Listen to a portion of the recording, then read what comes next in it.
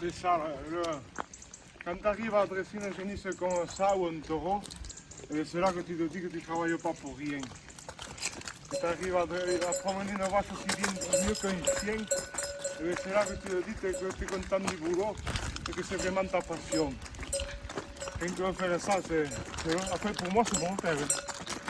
Depuis tout petit, arriver à dresser une génisse comme ça, j'ai toujours rêvé de ça. Et quand tu arrives à faire ça, tu te dis que tu as gagné. Tu as gagné ta passion. Après, la passion, après, quand tu arrives à ce que ton boulot c'est ta passion, je pense que c'est quand même assez agréable. Au moins la prochaine fois. Là, tu la remercies? Ouais. De cette, elle se rappellera que la prochaine fois je l'ai dressée. Elle se rappellera que c'était un bon moment. Enfin, c'était un moment agréable pour elle. Tu la récompenses avec un peu de granulé. Elle se souviendra qu'elle peut se laisser repromener. Ça lui rappellera un bon souvenir, si tu veux. Si tu veux. Hein? Non. Et tu l'embrasses? Eh oui.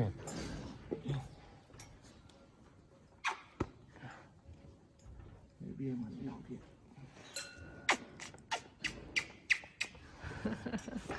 C'est ça le lien. C'est ça le lien des Le bêtes? lien de bête, tout le monde te parle de bien-être animal aujourd'hui et tout ça. Mais c'est déjà rien que le bien-être animal, ça commence par là, la relation entre l'éleveur et la bête. Et bien, je pense qu'une bête bien traitée, et que tu en prends soin, et bien, elle aura de meilleures performances pour tout, que ce soit une génisse, une mâle ou tout ça. Et bien, une bête bien traitée aura de meilleures performances dans son avenir qu'une bête qui est craintive, qui fout le camp quand tu la vois, qui fout le camp quand elle te voit. Et bien, une bête fraîche, sage comme elle ou comme un mâle ou n'importe, elle aura de meilleures, c'est obligé. D'ailleurs, ils s'en sont aperçus. Une bête qui est toujours sur le qui-vive, qui fout le camp, qui stresse. Et bien, la viande. Déjà, une bête que tu as engraissée qui stresse, le jour qu'elle part à l'abattoir, et bien, ça se voit sur la viande, il paraît. Ouais. Une bête stressée comme ça qui vit. Il y a 4 ans de ça, par 4 ans de ça, j'avais vendu une bête à un boucher à Saint-Geniès. Il m'a dit, tu me la lui amèneras parce que j'ai pas de fourgon pour aller amener. Et bien, j'ai dit, si tu veux, mais bon. Et quand on est arrivé là, c'était au mois de juillet, il faisait chaud là. Et on sentait le sale là-bas et tout ça. Enfin, on arrive là-bas, je recule au quai. Et le gars, il me dit de charger là-bas, mais vous ferez m'aider à l'amener dans les box. Alors, moi, je dis, moi, je voulais aller charger là parce que je ne me sens pas, moi, de venir et la bête. Déjà, j'ai déjà fait l'effort de là, mais putain, quand j'ai ouvert les portes du fourgon, la bête ne voulait pas descendre, elle tremblait, quoi. Elle tremblait, elle m'a vu, elle me regardait avec les blancs des yeux et tout. Et je la sors, elle me mettait la tête là, elle me disait, elle arrêtait de me dire, reprends-moi. Et moi, j'étais. Et alors, je l'ai posé là, et la bête, elle m'a arrêté, elle me posait la tête sur l'épaule. Et j'ai dit, mais j'étais pas bien là-bas. Et pareil, je suis reparti, j'ai dit, je vous laisse ça, moi, puis d'essayer de penser à autre chose, parce que rien que savoir que le destin qu'elle a, et ça fait partie du boulot aussi, mais je veux dire, de la voir qu'elle va finir comme ça, il ne faut pas y penser, parce que toute la journée, après, ça fait bizarre. Hein. Et tu es sensible à ça? Ah, mais alors ça, oui. Alors, il faut pas. Enfin, quand tu vas la mener à l'abattoir, quand tu vas mener une bête pour la reproduction, comme j'ai vendu des taureaux ces jours-ci pour la reproduction, quand tu l'amènes chez un autre éleveur, tu sais qu'elle a l'avenir devant elle. Et je veux dire, d'engraisser une vache ou une génisse, ça fait partie du boulot de l'éleveur, mais quand tu sais qu'elle va finir à l'abattoir, enfin, c'est l'objet. Enfin, ça fait partie du boulot, je veux dire, engraisser une bête, ça fait partie du boulot d'éleveur. Mais à l'amener directement dans un abattoir, c'est pas évident parce que tu sais qu'elle va être. On est trop. Enfin, moi personnellement, je suis trop attaché aux vaches. On fait aux vaches ou à un veau. Enfin, tu vois bien la relation qu'on a avec les veaux, avec Nino, avec toutes les bêtes. C'est dur, hein. Ça, c'est vrai. Ça, quand une bête se laisse caresser, ben, c'est le meilleur. C'est la meilleure récompense qu'il y a. Hein.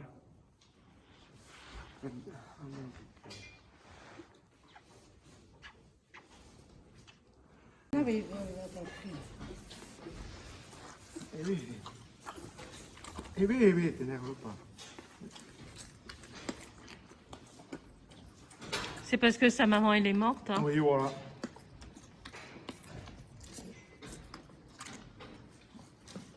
C'est mon crâne, le bide. Il aime le bide. Et ouais, du coup, il boit 2 litres le matin. Il boit 2 litres le matin, 2 litres le midi et 2 litres le soir. Ouais. Il faut avoir la passion. Enfin, après, il y en a qui l'ont pas, mais enfin, ça n'empêche pas de le faire, mais il faut pas faire ce boulot si on n'a pas la passion de faire ce qu'on fait. Hein. Déjà, si on peut avoir la passion en faisant ce boulot, c'est le rêve, si on me dit ça comme ça. Hein. Et je pense que c'est marrant. C'est d'avoir un endroit, de tenir un endroit propre pour qu'elles se plaisent de manger sans que ça soit dégueulasse. Hein. Pour manger, ça commence par là, faire bouffer les bêtes, il ne faut pas leur donner dans un endroit propre. Hein. Voilà, aujourd'hui, j'avais pas paillé, mais je paille qu'une fois. Quand il n'y a pas beaucoup de vaches, on paille une fois par semaine. Là. Et là, aujourd'hui, ça tombait que j'avais une fois à pailler ce soir. Mais bon, voilà, après, il faut qu'une vache. Mais bon, elles sont propres par les cuisses, elles sont propres. Je veux dire, le couloir d'alimentation, je veux dire, si c'est dégueulasse, la vache, elle mangera le foin de dessus, mais elle ne mangera pas le foin de par terre. Hein.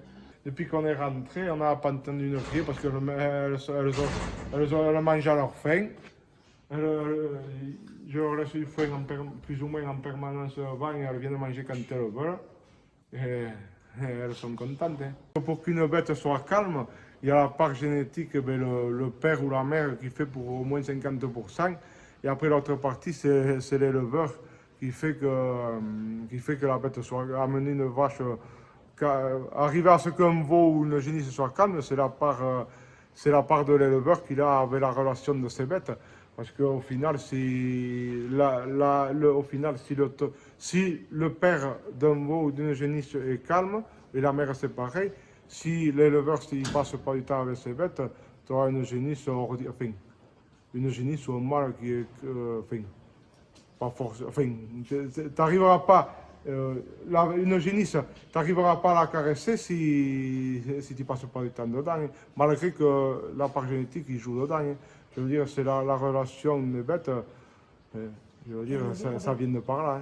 Hein. C'est les animaux qui t'encouragent. Hein. Ah mais oui, quand tu vois qu'elles te lèchent par leur affection à elles, et puis le regard qu'elles ont et tout, c'est encourageant de continuer. Je veux dire, l'affection que tu leur portes, qu'elles te le regardent, mais quand tu les déplaces dehors ou quand tu les appelles par leur nom, elles te répondent, c'est le meilleur résultat qu'il y a. Hein.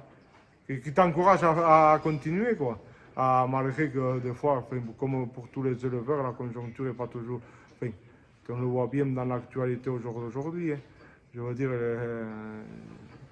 c'est pas évident tout le temps pour quel éleveur qu'il soit. Je veux dire, si, quand il vient c'est la relation, la relation qu'il y a entre la bête et son éleveur qui fait que... Bon, enfin, moi, personnellement, c'est ça qui encourage tous les jours, que tu sais que tu fais ce boulot, pas pour rien, quoi. C'est ça qui fait que tu fais pas ton boulot. La relation entre la bête et l'éleveur, c'est là que tu te dis que tu fais pas le boulot pour rien. Ouais. Je sais qu'un jour, ma vétérinaire me disait, comme on disait après, elle me disait, ton caractère de tes bêtes, c'est ta marque de fabrique.